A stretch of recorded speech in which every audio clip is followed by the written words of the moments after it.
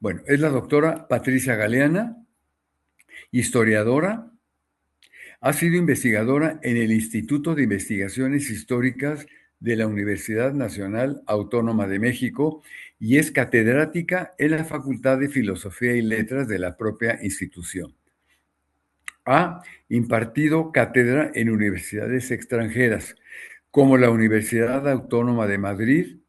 la de Externado de Colombia y la de California en Estados Unidos.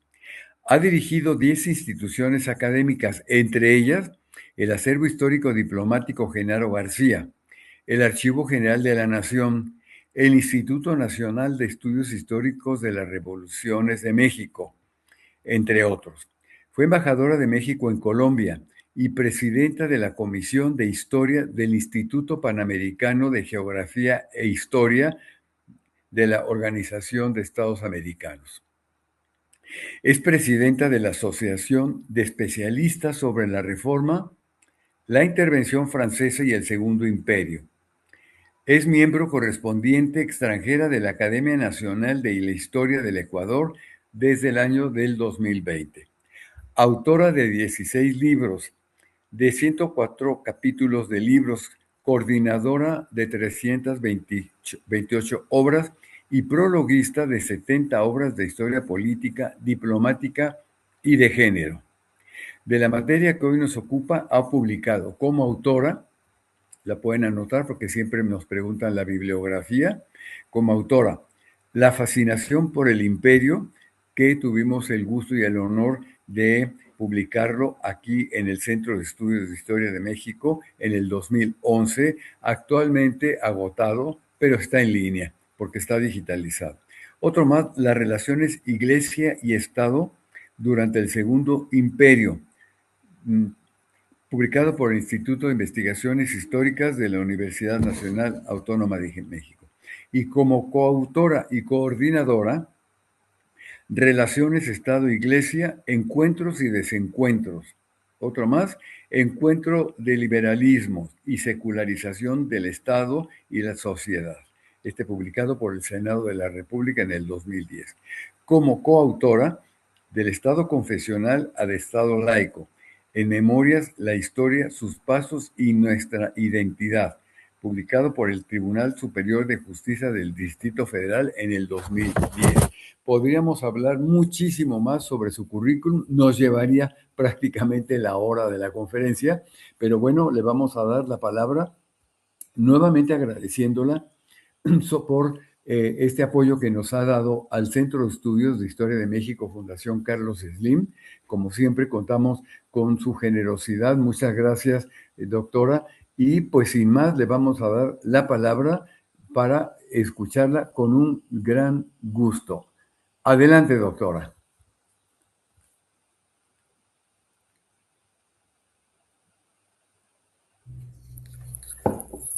Muy buenas tardes. Me da muchísimo gusto estar otra vez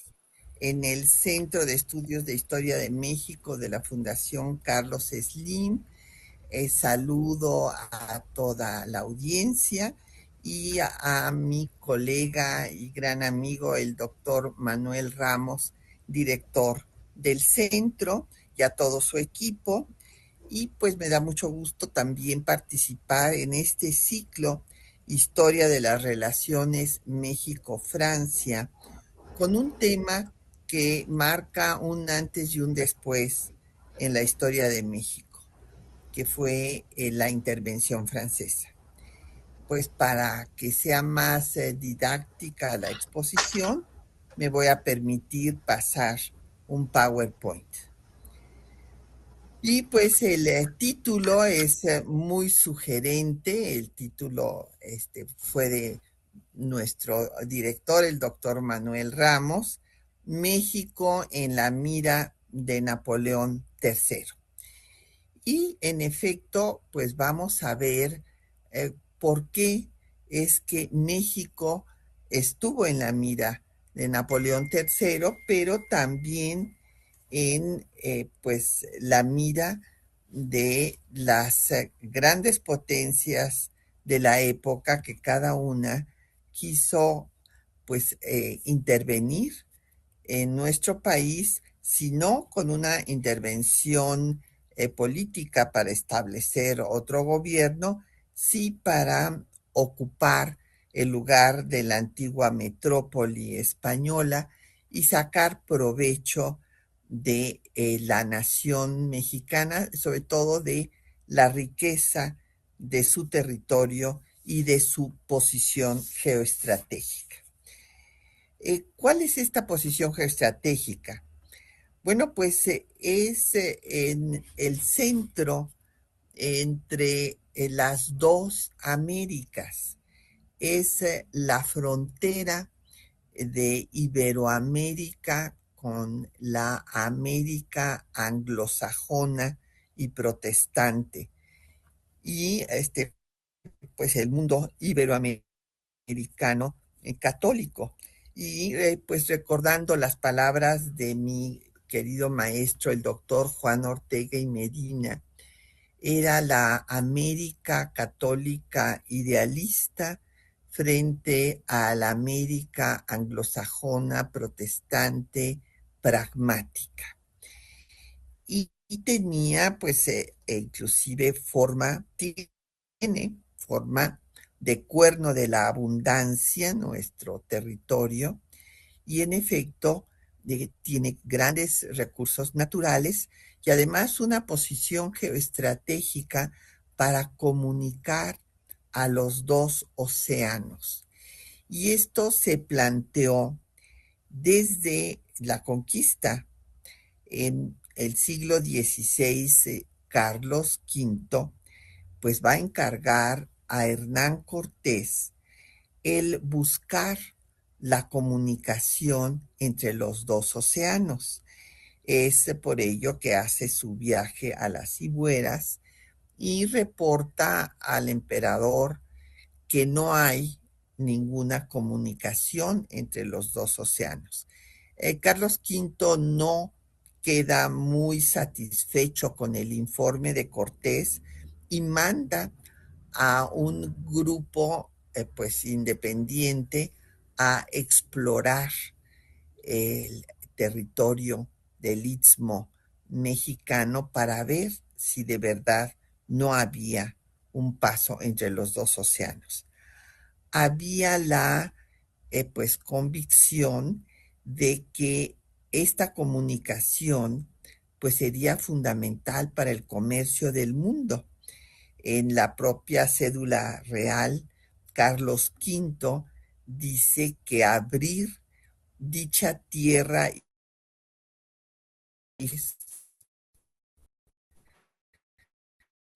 bueno, pues sería fundamental para el comercio mundial. Va a haber múltiples proyectos sobre esta comunicación interoceánica, no todavía en la anterior, pero pues estos no son, Felipe II pues no quiso apoyar ninguno de estos proyectos porque consideraba que lo que Dios había unido no debería separarlo el hombre. Sin embargo, siguió habiendo exploraciones,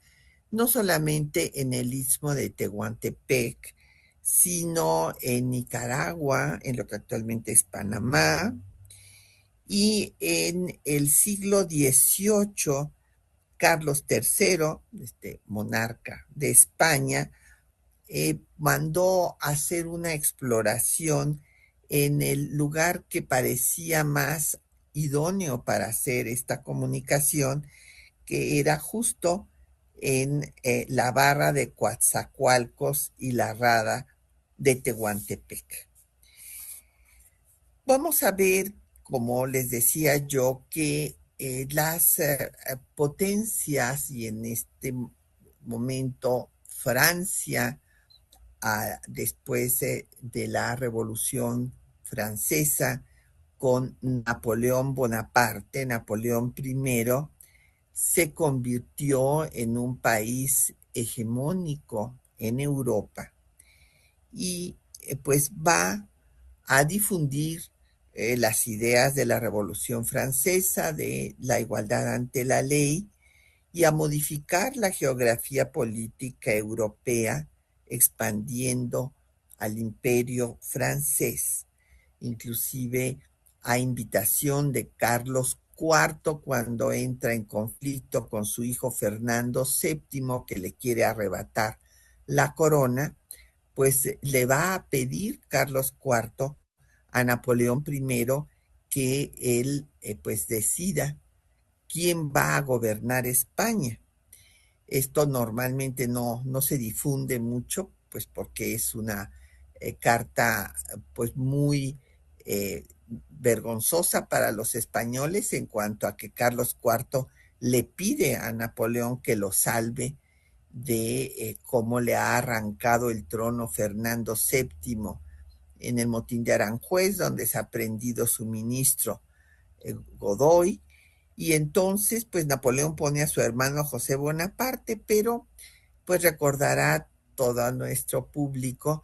que las monarquías absolutistas se unen en contra de Napoleón I, hacen una serie de coaliciones, 6 coaliciones para acabar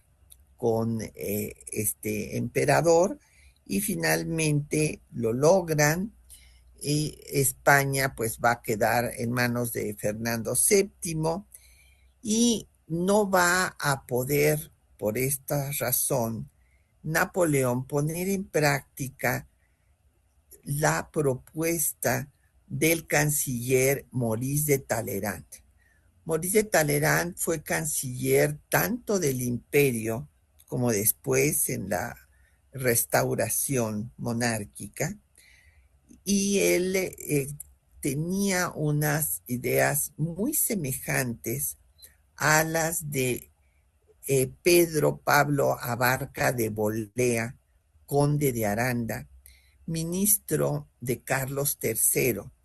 quien había escrito que fue un error por parte del imperio español apoyar a la independencia de las 13 colonias inglesas en América por su rivalidad pues con el imperio británico. También Francia apoyó esta independencia de Estados Unidos, inclusive vino Lafayette al frente de un contingente francés, y Talleyrand también consideró que esto había sido un error,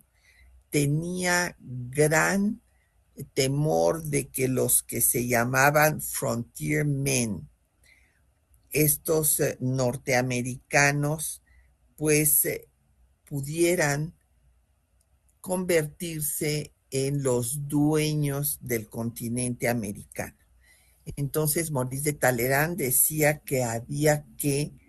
intervenir en América y detener a Estados Unidos para que Francia no perdiera la hegemonía que tenía en el mundo. Y además se hablaba de la importancia de unir a la raza latina, y desde luego que esta unión la encabezara Francia.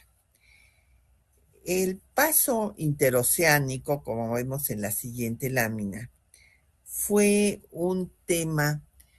estudiado por el viajero y científico alemán Alejandro de Humboldt,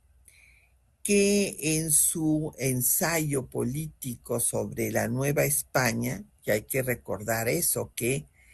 este territorio que es ahora nuestro país, México, fue la España de América, la joya más preciada de la corona española. Y Humboldt, que la visitó e hizo todo este estudio sobre su riqueza, escribió que el mejor punto para comunicar a los dos océanos era el istmo de Tehuantepec, y estudió los 9 puntos posibles del continente americano. Se quedó con los 3 más viables, pero fíjense qué visión de Humboldt, que desde el inicio del siglo XIX dijo que Panamá no era el lugar adecuado porque había desnivel entre los dos océanos y por lo tanto se necesitaría la utilización de esclusas y que no había agua suficiente. Esto dicho por Humboldt, escrito por Humboldt a principios del siglo XIX y que hemos visto que se ha comprobado sobradamente. Muchas veces Panamá ha tenido que parar en el canal de Panamá el tránsito de los barcos porque falta agua para las esclusas, lo han tenido que cerrar, han tenido que hacer varias obras y hasta la fecha sigue siendo un problema latente la falta de agua para las esclusas en Panamá. Esto lo vio Humboldt y también consideró que Nicaragua no era el lugar indicado porque estaba erizado de volcanes, mientras que Tehuantepec era el lugar ideal porque no había desnivel entre los dos océanos y tampoco, por lo tanto, se necesitaban esclusas y era el punto más septentrional. Y los países pues más desarrollados económicamente y que requerían el tránsito comercial pues estaban en el norte y siendo el istmo de Tehuantepec el punto más septentrional, por todas estas razones era el punto adecuado. Así es que la España de América, la Nueva España, pues sufrió todo el acoso internacional, pues dada su posición geoestratégica privilegiada y la riqueza de su territorio que incluso forma de cuerno de la abundancia tiene. En ese sentido, bueno, pues sabemos que España no reconoce la independencia de México 15 años después de terminada la guerra y va a mantener, Dávila y un grupo de españoles se mantienen en San Juan de Ulúa y atacan el puerto de Veracruz y son desalojados por Joaquín Sáenz de Baranda en 1825 y después en 29 hay un fallido intento de reconquista por parte de España y finalmente después de la muerte de Fernando VII en 1933, finalmente se empieza a negociar el reconocimiento de la independencia y un tratado de paz que se firma en 36. Y justamente el mismo año que se firma este tratado de paz, pues ese año empieza el conflicto con Estados Unidos, porque viene la separación de Texas, en donde pues habían llegado pues los angloamericanos que se pues adueñaron de el territorio, aun cuando se les exigía que fueran católicos, pues no lo eran, y que no tuvieran esclavos, cosa que tampoco se cumplía,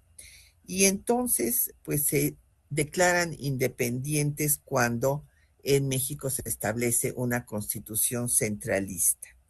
Y después pues vendrá el conflicto por la frontera entre Texas y México, que de acuerdo al tratado Adams-Moniz, cuyo ejemplar está en el Archivo General de la Nación, de la firma de este tratado, pues la frontera estaba en el Río de las Nueces, pero Estados Unidos quería que estuviera en el Río Bravo. Y esta fue pues el casus belli que sirvió de pretexto para la invasión y guerra de conquista territorial que Estados Unidos infligió a México de 1846 a 1848. En el ínterin, también Francia, que había buscado tener relaciones con México y que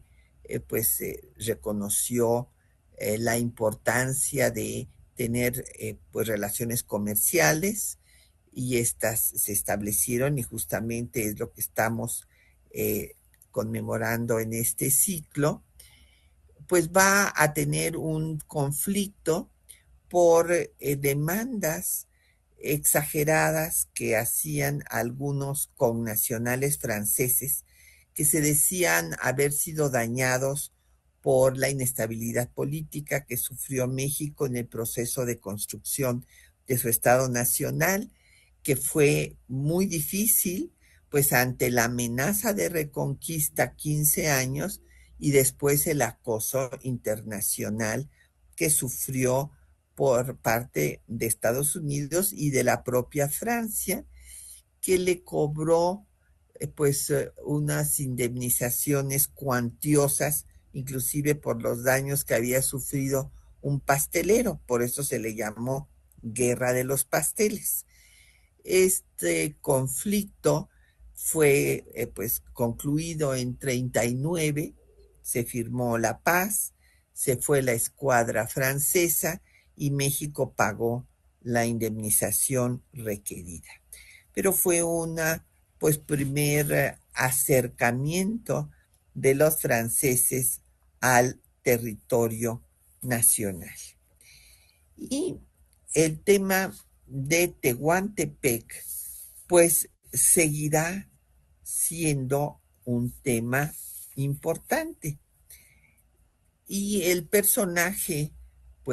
que va a protagonizar,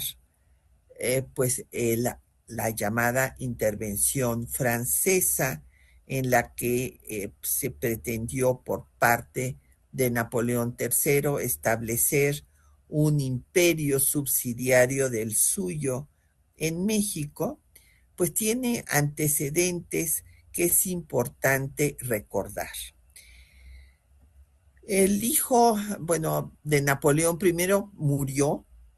Napoleón II. Como ya dije, Napoleón I no pudo ponerle el retén a Estados Unidos interviniendo en América, pues porque las coaliciones de las monarquías absolutistas acaban por derrotarlo, y su hijo muere, y entonces su sobrino, Luis Napoleón Bonaparte, va a intentar derrocar a Luis Felipe de Orleans, y por esa razón va a ser encarcelado en Ham. Él escribe en sus memorias que Ham se convirtió en una especie de universidad para él, porque ahí se pone a escribir y a estudiar. Y uno de sus estudios más importantes para nuestro tema es el folleto que escribe sobre el canal de Nicaragua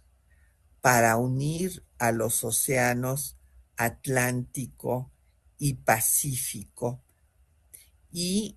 esto pues va a hablar de su interés en que se pueda hacer esta comunicación interoceánica,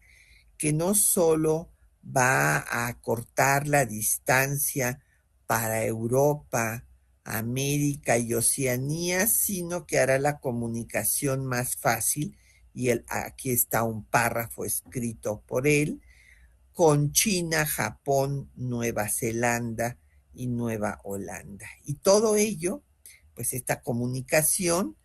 va a traducirse en la prosperidad, en el progreso y el avance de la civilización. Entonces, en este sentido, pues estaba Napoleón convencido de que Nicaragua, a pesar de ser un lugar erizado de volcanes, como había escrito Humboldt, pues era un lugar viable para hacer el canal, y entonces incluso llegó a firmar un contrato con los nicaragüenses para hacer este canal que llevaría su nombre.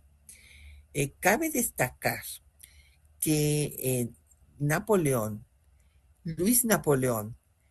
va a aspirar a tener una hegemonía mundial, y contra el mote,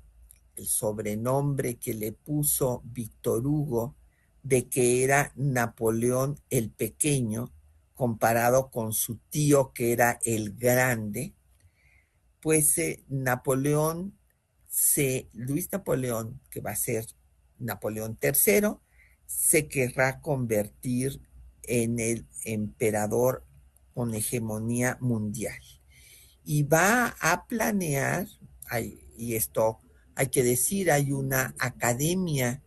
en Francia, con sede en París, una academia de historiadores que se dedica a reivindicar el nombre de Napoleón III, porque consideran injusto que se recuerde a Napoleón I, y bueno, pues hay que recordar, cualquiera de ustedes que haya estado en París habrá pues visitado la tumba de Napoleón I en Les Invalides, que bueno, pues es uno de los monumentos más impresionantes de Francia, de París, y en cambio, pues de Napoleón III no se ha hecho ningún reconocimiento, lo cual les parece muy injusto a los historiadores que forman parte de esta academia del Segundo Imperio. Y entonces, pues este personaje se empeña en demostrar que no es Napoleón el Pequeño, como lo atacaba Víctor Hugo, este gran escritor francés, sino que puede ser tan grande o más que su tío.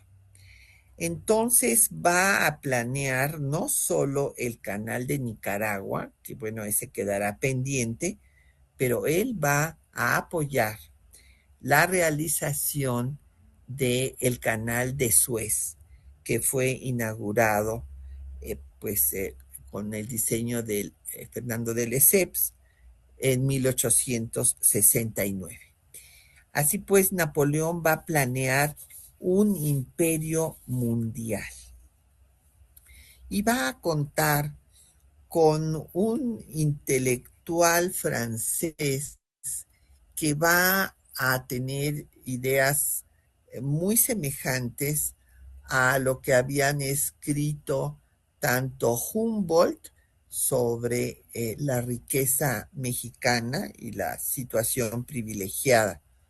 del territorio de México, como con las ideas de Maurice de Talleyrand de detener a Estados Unidos para que no se apoderara del continente americano. Y Michel Chevalier va a escribir el texto Le Mexique en 1851, y ahí va a hablar de la riqueza de México, de que se puede hacer aquí el canal interoceánico en Tehuantepec, y que Francia debe de unir a la raza latina. Desde luego, esto fortaleciendo la hegemonía francesa en el mundo.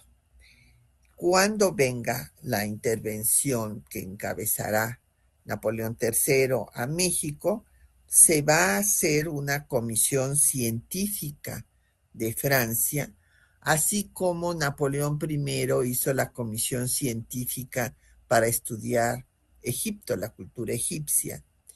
Y pues aquí van a venir a estudiar la riqueza de México, y también habrá un comité especial que se dedique a la cuestión de la economía política, presidido por el propio Chevalier, que va a estudiar a Tehuantepec. ¿Y cuál es el contexto internacional que prevalecía en este momento en el que va a darse la intervención francesa en México? Bueno, pues hay interés en todas las potencias europeas en conservar sus rutas comerciales en el Caribe, y ciertamente hay preocupación del avance de Estados Unidos, que se convierte en una potencia continental después del despojo de más de la mitad del territorio mexicano. Entonces, en ese escenario, pues la participación de Francia, de Napoleón III en América, pues haría realidad la propuesta de Maurice de Talleyrand de principio de siglo y de Chevalier de mediados del siglo XIX. Y en efecto, pues Napoleón va a idear un imperio mundial. Y pues durante su gobierno, los ejércitos de Francia llegarán a todos los continentes, en Asia, a Indochina y a Camboya, se consolidarán en África, y en América intentarán establecer un imperio en México, dependiente de Francia, del auspicio del imperio francés. Y este fue su intervención en México, escrito por el propio Napoleón, sería la página más gloriosa de su reinado. ¿Y cuál era la situación de México? Bueno, pues en nuestro país, desde que había iniciado la guerra por la independencia, surgieron dos proyectos políticos de cómo se debería de organizar a la nueva nación, si en una monarquía o en una república. Primero, pues Hidalgo transitó de la organización monárquica a la republicana, y su alumno, José María Morelos, estableció un régimen republicano, ya que él auspició la reunión del primer Congreso Constituyente de México, el Congreso de la Anáhuac, en Chilpancingo, y dio la primera constitución al país, que fue el Decreto Constitucional para la Libertad de la América Mexicana, que algunos historiadores o incluso constitucionalistas le han restado importancia, diciendo que no estuvo en vigor, lo cual pues es falso si van al Archivo General de la Nación y constatan toda la documentación que hay al respecto. Esta constitución estuvo en vigor, el Congreso funcionó, el Ejecutivo colegiado también, único Ejecutivo colegiado de nuestra historia, y se estableció el Tribunal Enario de Rosales, Michoacán. Pero después de la ejecución de Morelos, pues vino un periodo de resistencia. Desde 1815, Morelos fue ejecutado el 22 de diciembre, y de 16 a 21, pues se fueron apagando los focos insurgentes, porque fueron combatidos por el ejército realista, y también otros se acogieron al indulto. Y entonces el fin de la guerra de independencia se dio por una regresión monárquica que encabezó Agustín de Iturbide. Firmó, bueno, pues en el Plan de Iguala se habla del establecimiento de una monarquía. Esto es ratificado en los tratados de Córdoba con Juan O'Donoghue, representante del gobierno español, pero después es desconocido, como ya sabemos, por la corona española, pero aquí, en ese momento, pues Iturbide va a coronarse como primer emperador de México. Un efímero imperio de menos de 8 meses que cae, pero no va a caer con él la idea de que la monarquía podía ser la solución para lograr la estabilidad política de México. Entonces se consideró que Iturbide pues había sido un improvisado,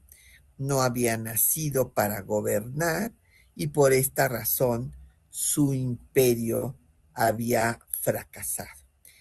Pero la idea de que la monarquía podía ser el sistema adecuado subsistió hasta el establecimiento del Segundo Imperio. Pero se consideró que para que tuviera éxito el régimen monárquico tendría que ser encabezado por un príncipe de verdad, no por Iturbide, que no había nacido para gobernar ni había sido educado para hacerlo. Entonces, ¿de dónde habría que traer a este príncipe? Pues de las dinastías europeas. Y esto pues subsistió durante todo el periodo entre la caída del efímero imperio de Iturbide y el establecimiento del Segundo Imperio, encabezado por Maximiliano y patrocinado por Napoleón III. Y un personaje central en este proceso va a ser José María Gutiérrez de Estrada, que desde 1840 escribe una carta pública. A ver, se la escribe a Bustamante, que estaba en ese momento en la presidencia, pero la publica para afirmar que pues se puede hablar de las ventajas de la república, pero él considera que no ha funcionado en México y que hay que establecer una verdadera monarquía con un príncipe extranjero, y que si esto no se hace, y es el párrafo que les he puesto en esta lámina, pues no tardarán muchos años en que ondee la bandera de las barras y de las estrellas en Palacio Nacional. Fíjense que, pues lamentablemente, José María Gutiérrez de Estrada, pues vaticinó lo que sucedió en 1847, 7 años después de que él publicó su carta, y en efecto la bandera de las barras y de las estrellas ondeó en Palacio Nacional. Entonces, en cada crisis de la República cobraba fuerza la monarquía, y cuando Estados Unidos le arrebata al país más de la mitad de su territorio, pues hay un convencimiento de muchos de los personajes de la política más relevantes de este tiempo, en que hay que establecer a una monarquía en México para salvarlo, porque si no desaparecería el país a manos de Estados Unidos. Uno de ellos es Lucas Alamán, que va a escribir sendos artículos apoyando esta idea en el Universal. Y José María Gutiérrez de Estrada, pues desde que publicó su carta, se fue a Europa a trabajar para hacer realidad su proyecto monárquico. Pues primero estuvo en España, se dio cuenta que España no tenía las condiciones políticas necesarias para hacerlo, y pues el que se había convertido en el líder, en el árbitro de la política europea era Napoleón III, después de su intervención en la guerra de Crimea, y entonces es que va a buscar a Napoleón III y va a pactar la intervención desde el inicio de 1859.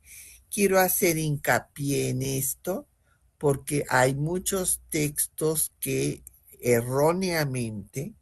dicen que la intervención se dio después de que el gobierno mexicano declaró la moratoria de 2 años del pago de su deuda pública exterior. Y esto es falso porque está la correspondencia probatoria de que la intervención francesa fue aceptada por Napoleón III. En realidad se le puso en bandeja de plata a hacer lo que él quería ya hacer, que era pues parte de su proyecto de imperio mundial y de mantener la hegemonía de Francia. Y esto está pues en la correspondencia desde principios de 1859. La moratoria se da hasta julio de 1861, o sea que 2 años y medio antes ya estaba pactada la intervención francesa, pero Napoleón III dijo que intervendría en cuanto hubiera el momento adecuado. Hay que ver que estaba interviniendo en todas partes del mundo. Y en ese escenario que estaba pasando en México en 1859, pues estaba en medio de la guerra civil de reforma, que se había desatado porque la Constitución de 1857 fue la primera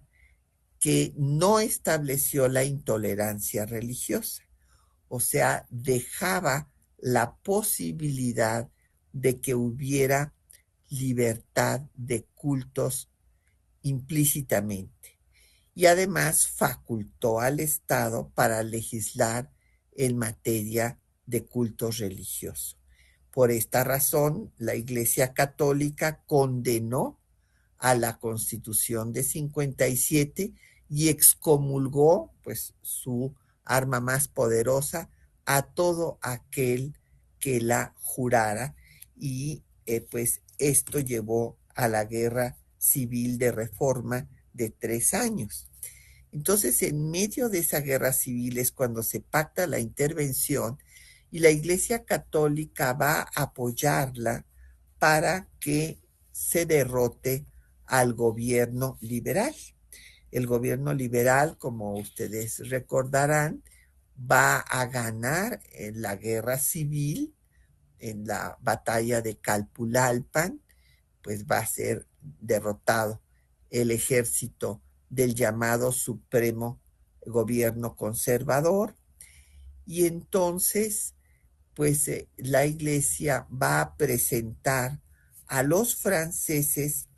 como los salvadores de la religión católica, supuestamente perseguida por los liberales. Yo quiero decir que todos los liberales eran católicos. El único eh, pues ateo fue Ignacio Ramírez, el nigromante,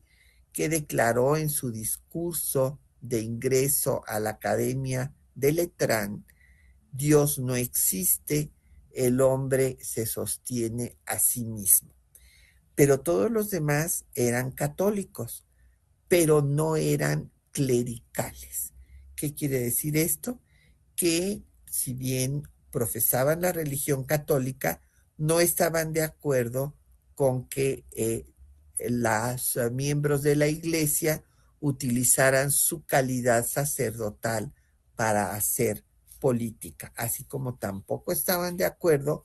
con que los militares hicieran otro tanto, o sea, se adueñaran del poder por su calidad de militares a través de las armas.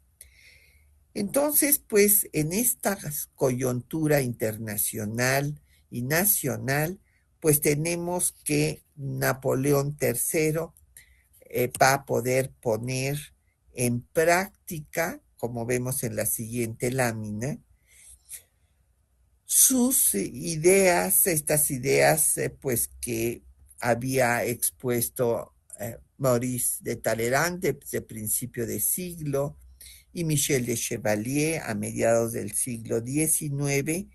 de poner un retén a Estados Unidos, de unir a la raza latina con Francia a la cabeza, y además estaba convencido que esta intervención le daría grandes dividendos a Francia en materia económica por la riqueza del territorio, entre otras, pues las minas de Sonora. Hay que recordar que Rousset de Bourbon, este filibustero francés, había venido a tratar de apoderarse de Sonora antes de que viniera pues ya la intervención de Francia. Ahora bien, hay que pues mencionar que hubo muchas voces que le pidieron a Napoleón intervenir, voces de mexicanos que antes de que pactara ya la intervención con José María Gutiérrez de Estrada en enero de 1859, pues le habían pedido que salvara a México.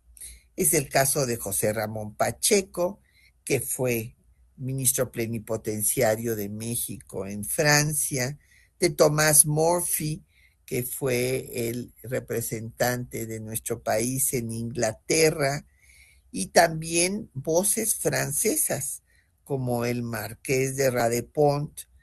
que hablaba de la conveniencia de intervenir en México precisamente porque era el lugar adecuado para ponerle un retén a Estados Unidos. Bueno, viene el pacto que ya mencioné de José María Gutiérrez de Estrada, y quien pues quiso tener todas las, digamos, glorias de esta idea fue José Manuel Hidalgo, este mexicano que pues se fue a las cortes españolas, se hizo amiga de Eugenia de Montijo, y cuando Eugenia de Montijo se casa con Napoleón III, bueno, pues le dice que ella está llamada a ser la nueva Isabela católica. Entonces, pues estas voces van a lograr que Napoleón III pues haga lo que de hecho ya se había planteado por franceses y por él mismo, de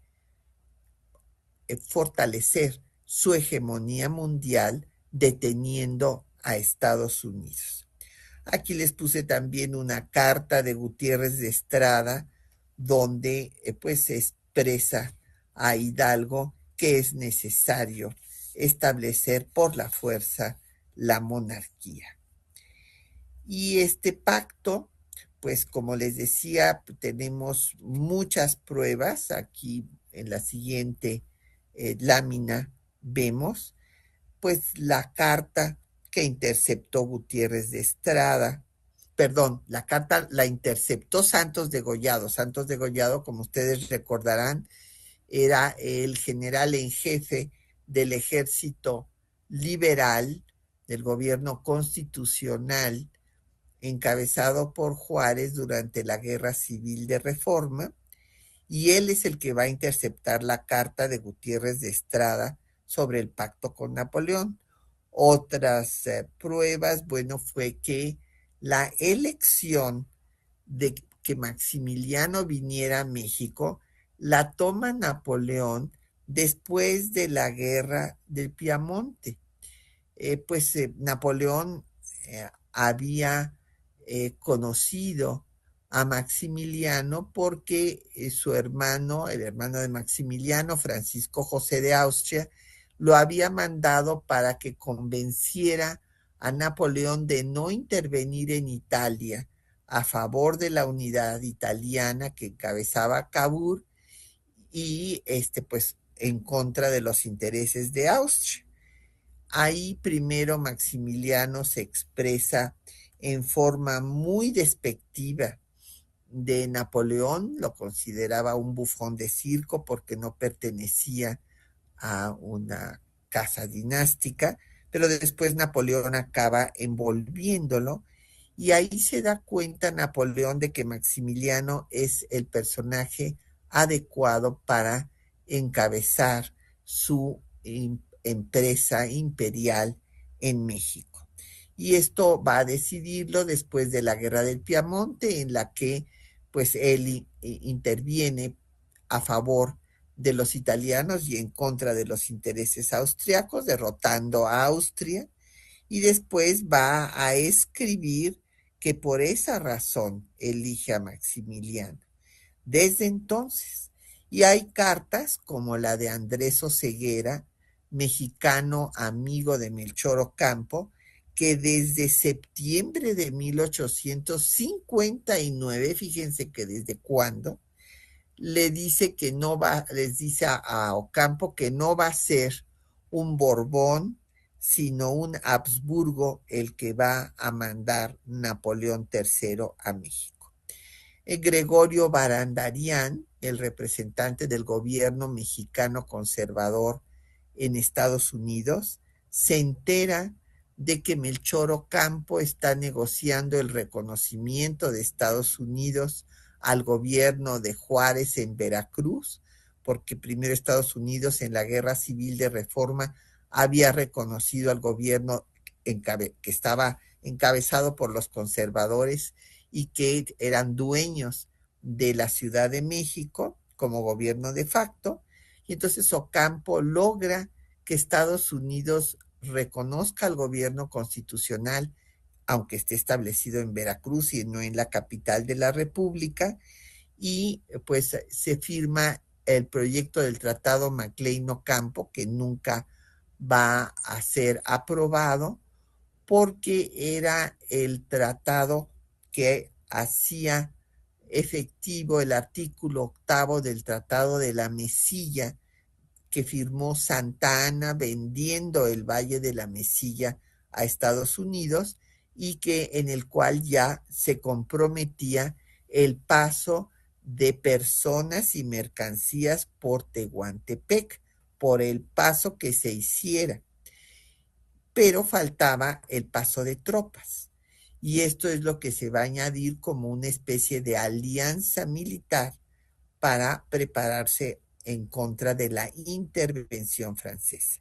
Cuando Barandarian se entera de todo esto, pues le propone al gobierno conservador mexicano que les den el paso por Tehuantepec a Estados Unidos para que no reconozca al gobierno de Juárez. Sin embargo, esto pues no se hizo y Estados Unidos reconoce al gobierno de Juárez como gobierno de facto, pero tampoco se firma el Tratado Maclean-Ocampo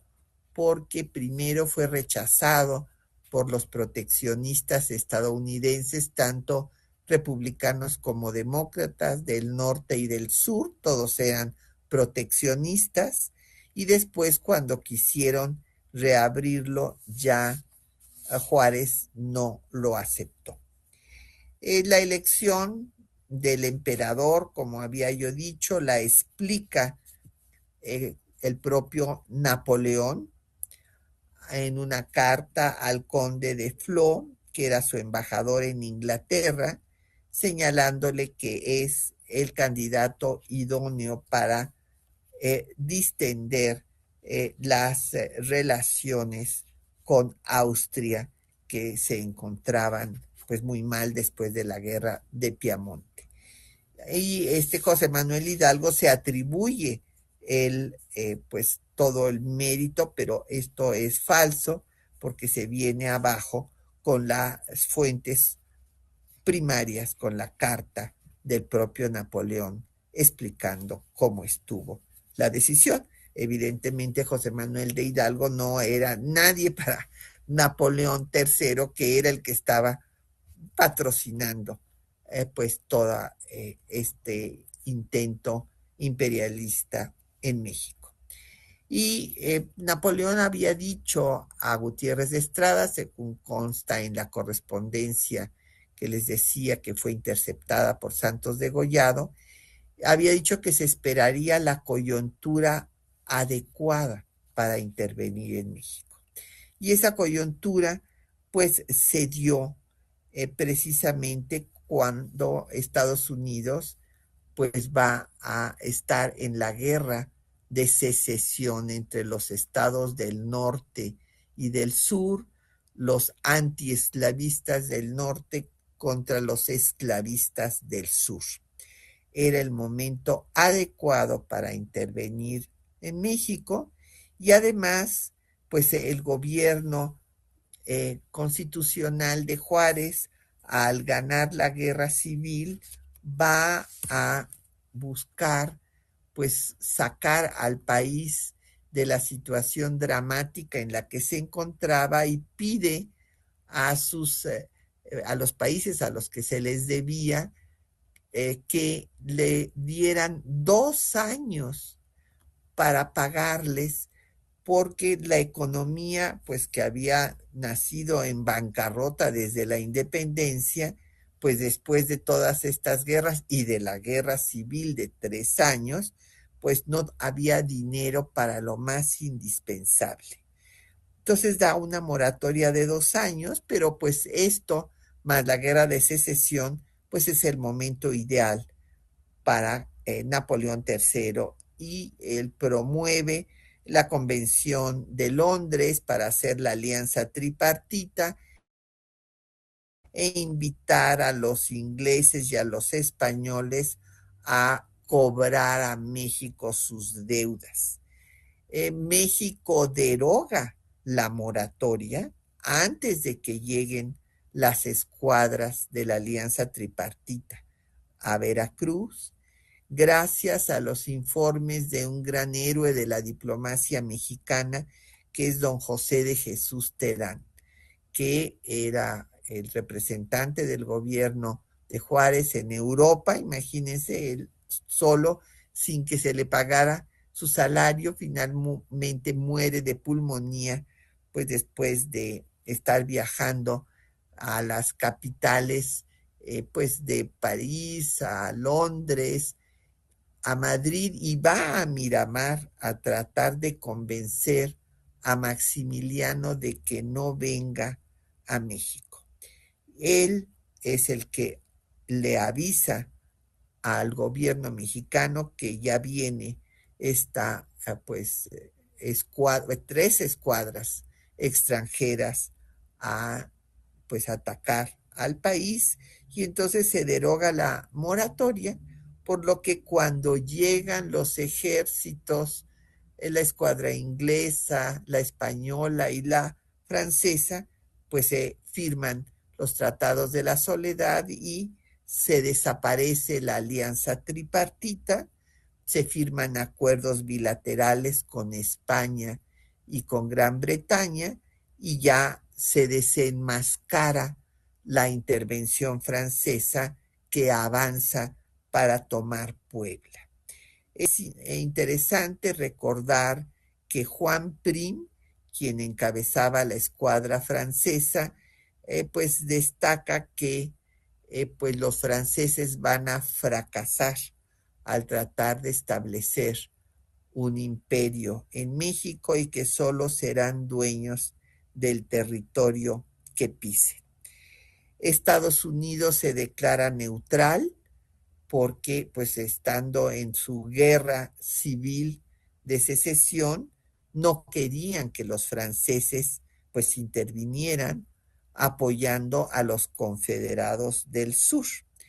Sin embargo, para tenerlos contentos, les vendían armas, no obstante haberse declarado neutrales. está la correspondencia de los reclamos de Matías Romero al respecto en el archivo Genaro Estrada de la Cancillería Mexicana. ¿Cuál era la deuda que tenía México? Bueno, pues como ustedes pueden ver, la más importante era de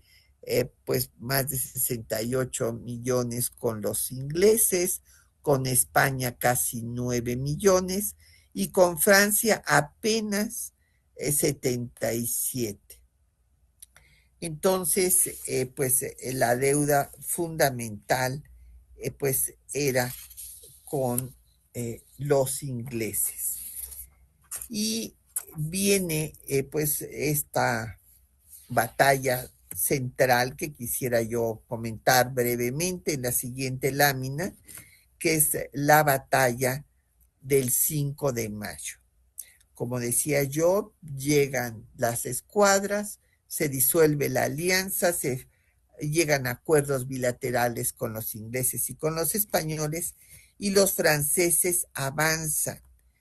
Lorenzé, que venía a cargo del ejército francés y que había sido un general que había triunfado en Crimea, pues avanza creyendo que va a hacer prácticamente un desfile militar. Él cree que en junio ya estará pues en la Ciudad de México. Sin embargo, pues se encuentra con que el fuerte de Loreto y Guadalupe en las afueras de Puebla estaba con los republicanos que se oponían a la intervención y decide atacarlos creyendo que iba a ser muy fácil la derrota. Sin embargo, pues fueron rechazados en 3 ocasiones y finalmente Lorenzé decidió regresar a Orizaba. Exageró el número de mexicanos que lo habían atacado, de la cantidad de muertos y pidió muchos más efectivos militares para poder avanzar y llegar a la capital del país. Zaragoza reportó 400 efectivos entre muertos y heridos y entre 600 y 700 franceses. Esta victoria fue muy importante para el ejército mexicano porque les infundió confianza en que si habían podido rechazar al ejército una vez, pues los podían rechazar definitivamente. Las frases que escribió y que les dijo Zaragoza a los soldados mexicanos son muy emotivas. Habla de que pues nuestros enemigos eran los primeros soldados del mundo, pero los soldados mexicanos eran los primeros hijos de México. Y en efecto hay una carta que también está en el Archivo General de la Nación de Porfirio Díaz, que estuvo en esta batalla, a su hermana, en la que refiere cómo Zaragoza los reunió en la noche del 4 de mayo y les dijo que deberían de estar dispuestos a morirse porque no era posible que llegara un ejército extranjero y pudiera libremente tomar la capital de la República. Bueno, pues la intervención logró avanzar un año después del 5 de mayo. Hay que destacar que detuvo esta derrota el avance francés durante un año y fue hasta 1863 cuando logran los franceses tomar la ciudad de Puebla. Y ahí tenemos la imagen donde va a entrar el jefe del ejército francés, que entonces va a ser Forey, a la Catedral de Puebla, donde será recibido con un Te Deum y con repique de campanas. Como les decía yo, pues la Iglesia presentó a los franceses como los salvadores de la religión católica, supuestamente perseguida por Juárez.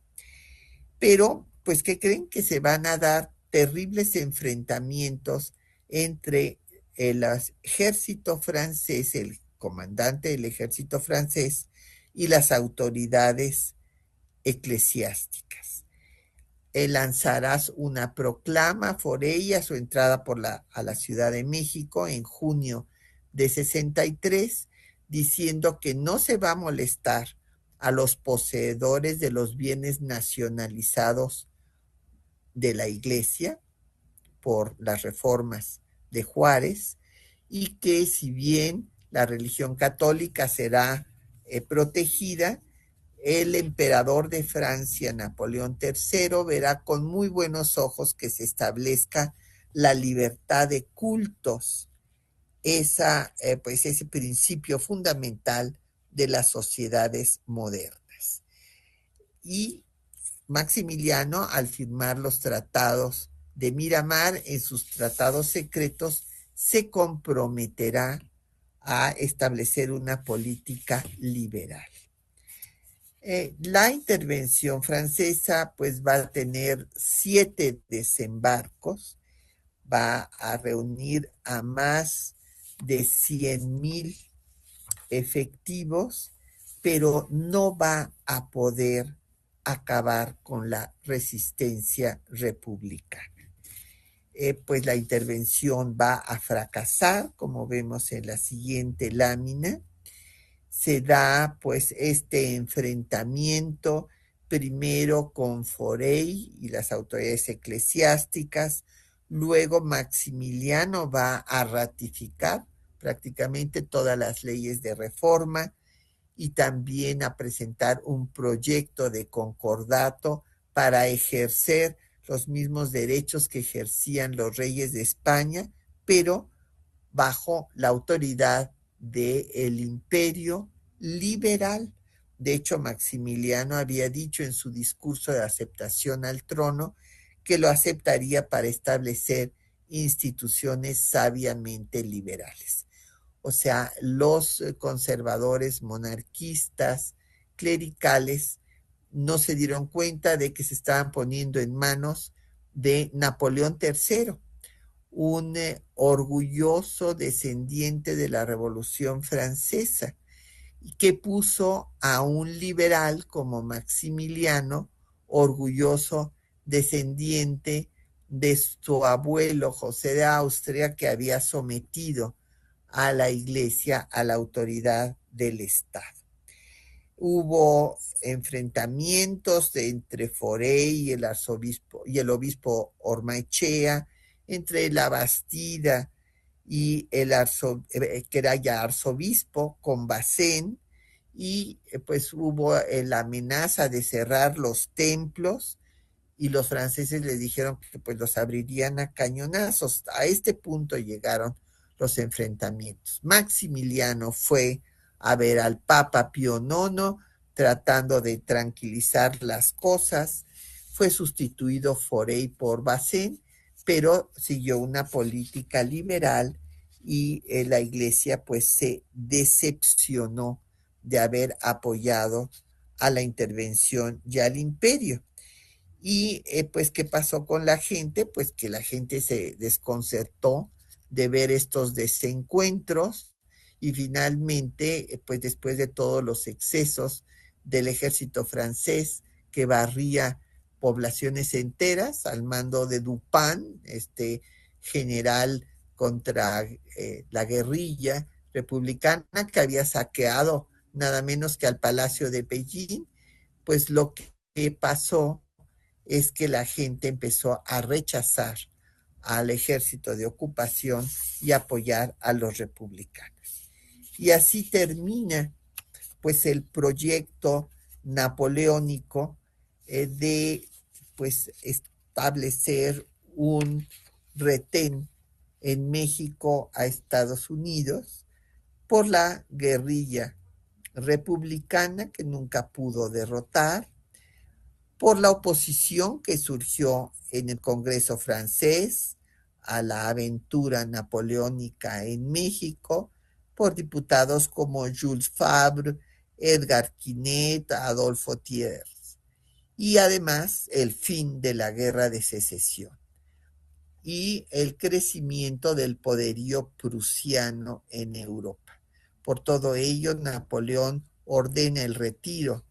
del ejército francés en 66 y aunque Maximiliano claudica de su política liberal y se une, pues deja que la iglesia ya decida lo que se tiene que hacer junto con los conservadores, regresan Miramón y Márquez, que los habían mandado lo más lejos posibles, a Márquez a los santos lugares y a Miramón a Prusia, pues el imperio cae en mayo 15 de 1867, después de 71 días de sitio de Querétaro, en donde Juárez dio la orden de que no había que forzar el sitio porque el imperio ya estaba muerto. Y Maximiliano Miramón y Mejía fueron ejecutados el 19 de junio de 1867. Así concluyó pues este intento de Napoleón III por establecer un imperio en México. Eh, Cabe destacar que sí pudo consolidar la posición francesa en Vietnam y en Argelia, pero lo que creyó que iba a ser la página más gloriosa de su reinado se convirtió en el inicio de su declive, ya que pues el imperio de Maximiliano debería de haber estado consolidado antes de que concluyera la guerra de secesión, cosa que no pudieron hacer. Se dieron estas contradicciones entre la iglesia y los monarquistas mexicanos, la resistencia republicana y el rechazo de la población a la ocupación del ejército extranjero que sirvió para la integración nacional. Lo que sí subsistió fue el término Latinoamérica y el canal interoceánico quedó pendiente. Pues finalmente para México, pues en la siguiente lámina, la caída del Segundo Imperio finalizó la dicotomía monarquía o república, triunfa el proyecto liberal sobre el conservador, consolidándose el Estado nacional, entendido como el Estado liberal de derecho. En ese momento, la Iglesia pierde su hegemonía política, que retomará en la dictadura porfirista, y se acuñó la doctrina Juárez de pues no intervención, autodeterminación de los pueblos, no la solución pacífica de las controversias que están en el artículo 89 de nuestra Constitución vigente. Y con esto concluiría mi exposición y quedo pendiente de sus preguntas o comentarios. Bueno, pues ahora vamos a proceder a dar respuesta a las preguntas que llegó de la audiencia y comentarios de pues esta conferencia que he impartido sobre México en la mira de Napoleón III. Y tenemos en primer lugar al doctor en biología Agustín Quirós Flores, que nos hace dos preguntas. En la primera, bueno, más que una pregunta, es un comentario. Nos dice que Humboldt no tomó en cuenta, pues que la Nueva España tenía una terrible infraestructura, que le faltaba un muelle de altura en el puerto de Veracruz, pésimos caminos y puentes. Bueno, doctor, no, evidentemente él no estaba viendo en ese momento la infraestructura. Su estudio fue un estudio geográfico, viendo las posibilidades que había de hacer esta comunicación interoceánica. De hecho, en su ensayo político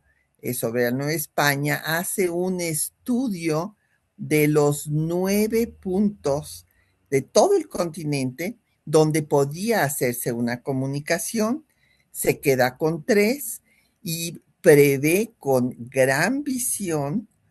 que por el desnivel en Panamá, pues es muy difícil hacer ahí una comunicación porque se necesitarían sistema de esclusas y que no había suficiente agua. Entonces, haber visto esto al inicio del siglo XIX, bueno, pues habla de una gran visión, porque como usted muy bien sabe, el Canal de Panamá padece de este problema y constantemente tiene que estar cerrando el tránsito porque le falta agua para las esclusas. Y en cuanto a, pues, la crítica al virreinato de la Nueva España, Humboldt hace una crítica muy importante, le recomiendo que la lea. Él, pues, dice, por ejemplo, que hay una gran desigualdad, que se encontró un joven que vivía de los desperdicios que se tiraban en el suelo frente a la Universidad Real y Pontificia de la Nueva España. Y que si esta desigualdad no se remediaba, vendría una revolución, como en efecto vino con la insurgencia. También el doctor Quirós Flores nos dice que hay que recordar el desastre que sufrió González Ortega en el Cerro del Borrego, cerca de la ciudad de Orizaba. Bueno, sí, pero esto no quita que de todas maneras Lorenzé, al frente del invicto ejército francés, pues fue rechazado en 3 ocasiones en los fuertes de Loreto y Guadalupe, en las afueras de Puebla, y tuvo que retroceder a Orizaba y retrasar 1 año la ocupación de México, exagerando el número de las tropas mexicanas, pidiendo refuerzos, etcétera. Y pues por otra parte nos llamó don Francisco González y él dice que pues que sí, que en efecto en el Museo de la Armada no hay una sola nota en París sobre la batalla del 5 de mayo, que seguramente pues les pesa semejante derrota. Pues sí, en efecto, don Francisco, sí, pues les pesa. Yo tuve la experiencia de participar en un congreso que organizó el embajador de Icaza cuando él era embajador de México en Francia, en la Sorbonne, en ese espléndido salón precedido por una imagen, un gran óleo de Richelieu, y ahí el historiador francés Jean Nouvenel, pues aceptó que había sido pues muy fuerte para el orgullo del ejército invicto francés esta derrota. Y bueno, eso que dice usted de que pues no se menciona, sí. En cambio, aquí en nuestro país, don Gastón García Cantú tuvo la idea de hacer el Museo de las Intervenciones, que fue muy criticado en su momento precisamente porque pues no era agradable dar cuenta de el acecho internacional que México había sufrido. También nos llamó doña Karina Hernández Baños, que comenta que le parece contradictorio que Juan Nepomuceno Almonte pues apoyara al imperio. Y bueno, tiene usted razón, doña Karina, es pues de llamar la atención que el hijo de José María Morelos y Pavón, este insurgente que había llevado a su culminación a la guerra insurgente iniciada por su maestro Hidalgo y que había logrado reunir al primer Congreso constituyente de nuestro país, cuya constitución establece un régimen republicano, pues que después apoyara al imperio. Ciertamente él había tenido, pues, primero una posición parecida a la de su padre, apoyando a Guerrero, por ejemplo, pero después, pues seguramente sintió que tendría más posibilidades de éxito político en el grupo conservador y se pasó a sus filas. Sin embargo, era el más liberal de los monarquistas. Por esta razón es que el propio Napoleón III le tiene más confianza, se siente más afín, pues para que sea su intermediario, y lo mismo va a suceder con Maximiliano de Habsburgo. Por otra parte, nos llamó don Enrique T. Moreno, y él dice que pues la historiadora, no, me imagino que se refiere a mí y todos los de la 4T, déjeme decirle que yo no soy de la 4T, que su comentario es que pues que no es exacto desde su punto de vista que lo que se estuviera debatiendo fuera el gobierno monárquico o republicano, sino que gracias a Francia, Estados Unidos pues ya no volvió a invadir a México mientras estuvieron los franceses. Esto es la afirmación de don Enrique Moreno, que ahorita voy a responderle. Y después dice que la dominación pues de Estados Unidos sobre México se dio posteriormente a través del gobierno de Juárez, de la Reforma, del Porfiriato y de la Revolución. Bueno, don Enrique, le voy a comentar cada uno de sus puntos. Esto de que se estaba discutiendo si el mejor régimen para lograr la estabilidad política de México era una monarquía o era una república, no lo estoy diciendo yo, ni lo dicen los representantes de ningún grupo político. Lo escriben en su correspondencia el propio José María Gutiérrez de Estrada.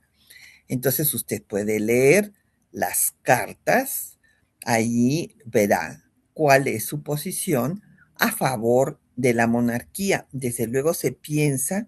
que la monarquía es la salvación de México para no desaparecer a manos, perdón, de Estados Unidos. Ahora bien,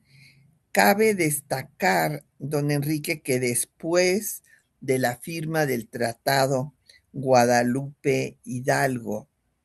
en donde fue arrebatado a México más de la mitad de su territorio, Estados Unidos va a comprar territorio, va a comprar la Mesilla cuando está en el gobierno Antonio López de Santana,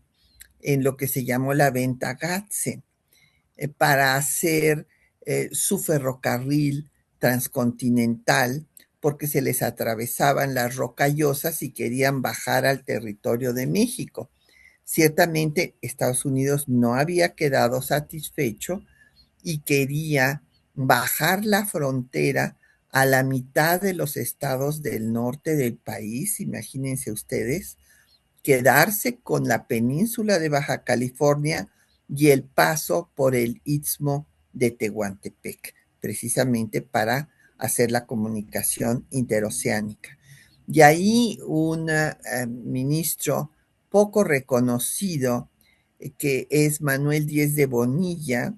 va a hacer una magnífica negociación, bueno, dentro de las circunstancias tan difíciles, porque no era lo mismo negociar con Estados Unidos antes de la guerra que después de haber perdido la guerra. Y entonces Díez de Bonilla pues logró que la negociación se quedara nada más con el Valle de la Mesilla, que no se modificara la línea fronteriza entre los dos países a la mitad de los estados del norte, y que tampoco se vendiera la península de Baja California, pero sí les dio el paso por Tehuantepec. En el artículo octavo del Tratado de la Mesilla se establece que podrá pasar mercancías y ciudadanos de Estados Unidos, y se hará un tratado específico para el paso de tropas, que eso es lo que va a presionar Estados Unidos cuando esté la guerra civil de reforma, para que se firme el tratado McLean Ocampo, que fue desechado por el propio Juárez cuando ya iban ganando la guerra civil de reforma. Ahora bien, pues no creo que no hay ningún fundamento histórico para la afirmación de que con Juárez y la reforma y el porfiriato y la revolución se dio la dominación de Estados Unidos. Al contrario, Juárez es el que establece, es lo que se conoce como doctrina Juárez, que es retomada por Carranza y tiene su corolario en la doctrina Estrada, y está en el artículo 89 de la Constitución. Los principios de no intervención, autodeterminación de los pueblos, solución pacífica de las controversias e igualdad de los estados. Todo ello lo plantea Juárez. Inclusive le recomiendo, don Enrique, que lea usted, porque está publicado, son 15 volúmenes con toda la documentación del periodo de Juárez, que están allá en línea. Es la obra del ingeniero Jorge L. Tamayo, en donde Juárez, en el discurso cuando recibe al representante de Estados Unidos, le recuerda que México va a defender de cualquier intervención, y que este principio de no intervención es la base del derecho internacional. En cuanto a durante la dictadura porfirista, bueno, sí, se le van a dar muchas facilidades a los inversionistas extranjeros. Inclusive en el gobierno de Manuel González se cambia el derecho del suelo, que siguiendo la tradición hispana, en todas las constituciones mexicanas se había establecido que el subsuelo era propiedad de la nación, como antes era de la corona española.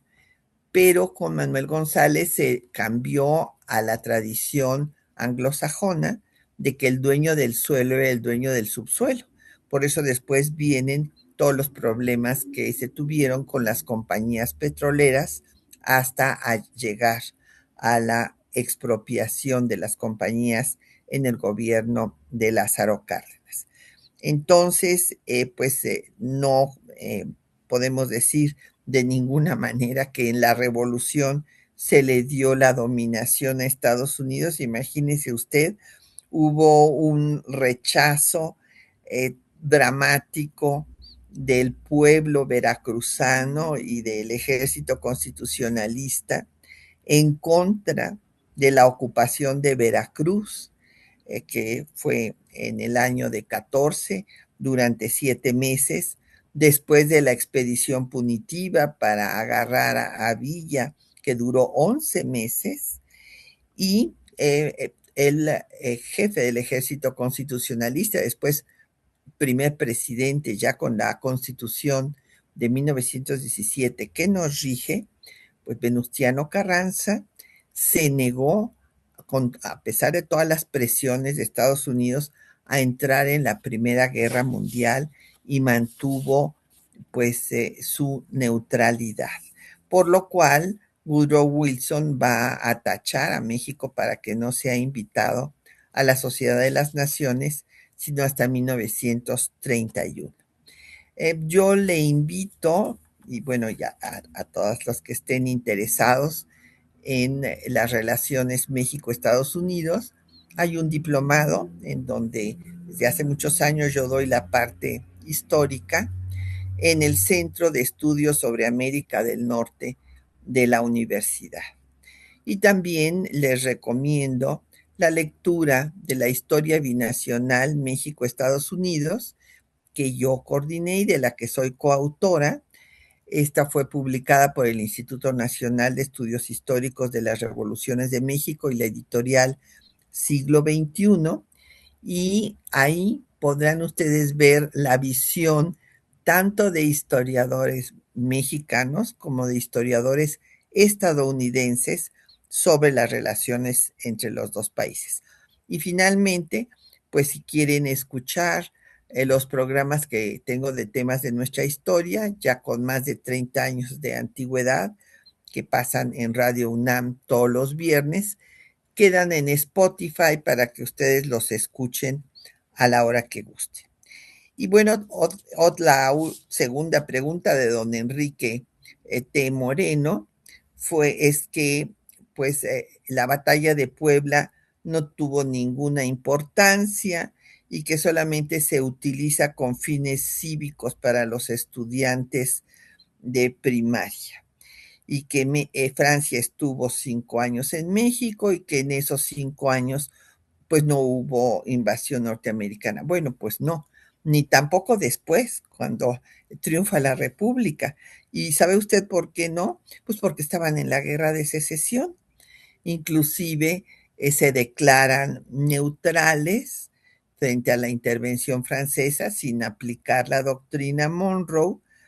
porque no quieren que Francia intervenga a favor de los sureños, de los confederados, en contra de los del norte antiesclavista en su guerra de secesión. Y como ya había yo dicho, bueno, pues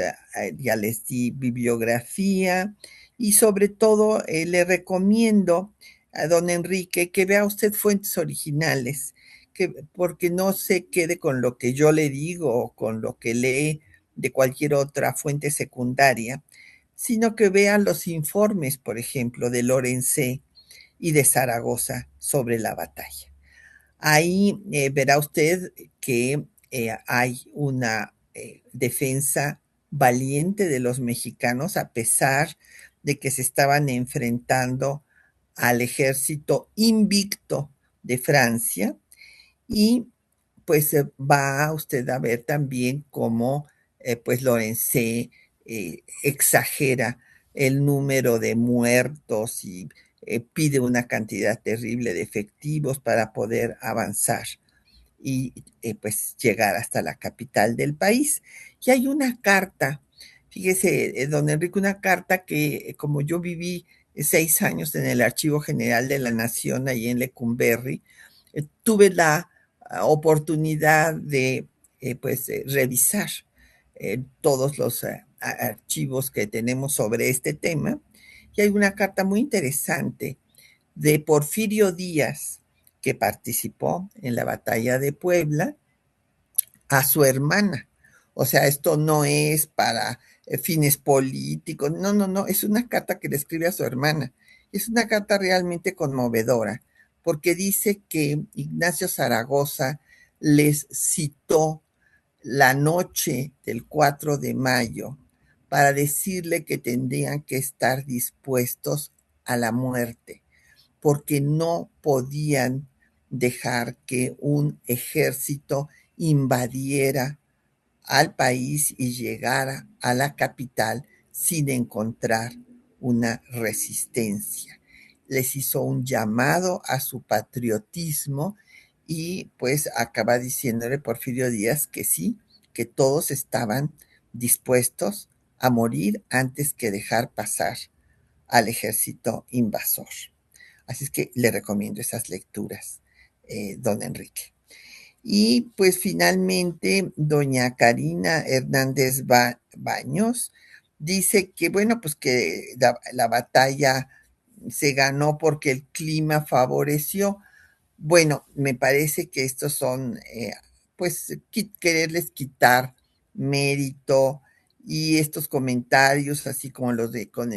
don Enrique, pues caen en esta especie de autodenigración de los mexicanos que dicen, no, qué barbaridad, pues no, no éramos capaces de enfrentarnos a un ejército como el francés. Pues no,